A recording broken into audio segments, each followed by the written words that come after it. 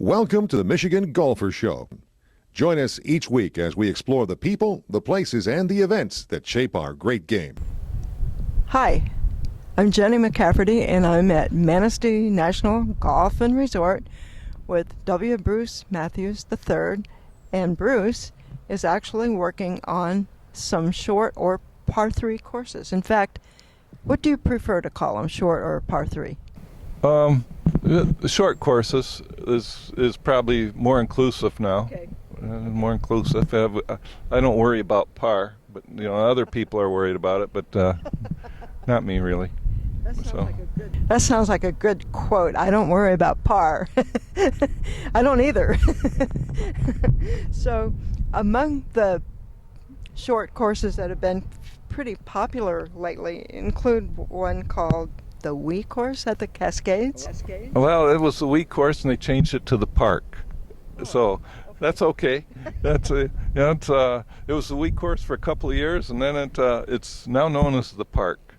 And it's a really interesting course. I modeled the holes after a lot of classical holes there. The Redan, the Short, by different architects back in the 1920s. The Punch Bowl, several different types. But what makes it really a good one is we've got tees scattered out and flat areas for tees, nondescript tees, but they're still there, from 50 yards to 250 yards. So each hole is different, and you can take the challenge that you want to play. And it's a great one to start juniors on, is that they can just get up there and hit it on the green and putt and learn from there. But it's a great one for juniors, but it still challenges the better golfers. Well, it sounds like my kind of course, because once I'm on the green, I'm much happier. Well, I guess everybody is.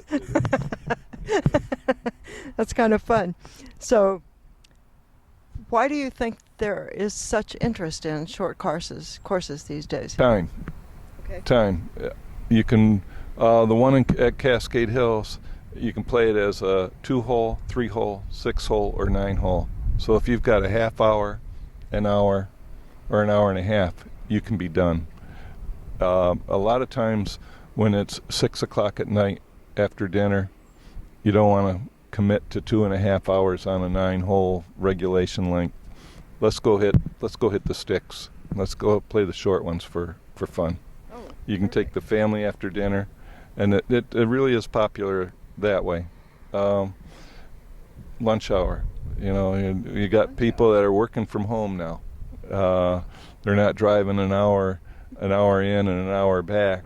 They're working from home, and they can take an hour break at noon, play a short course, and then get back to work. So it offers a lot more flexibility in golf. One of the neat things at Cascade Hills is we've got a putting course there that's 2 acres.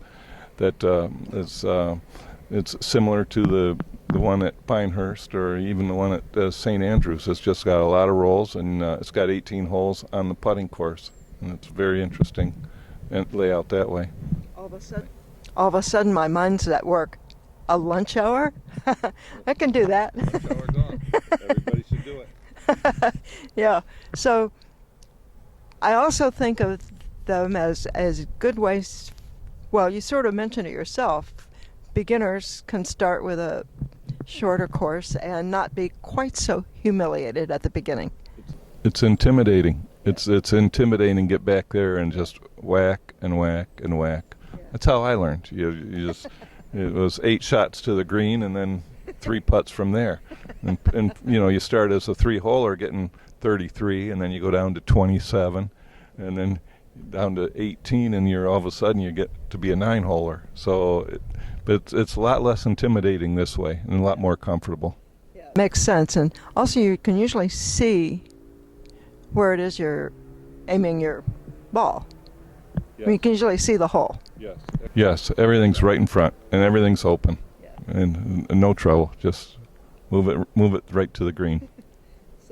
So there it is, another way to have fun. Go play a short course, sometimes known as a par 3.